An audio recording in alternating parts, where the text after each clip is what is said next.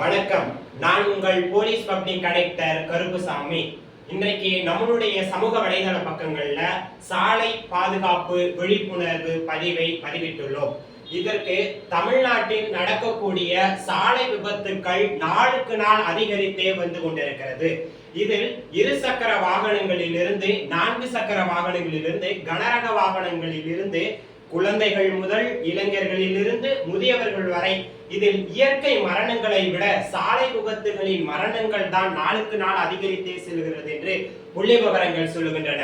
அதிலும் முக்கியமானது இன்றைக்கு இளைய தலைமுறைகள் தான் இதில் அதிகம் பாதிக்கப்படுகிறார்கள் என்பது புள்ளி விவரங்களாக சொல்லப்படுகின்றன.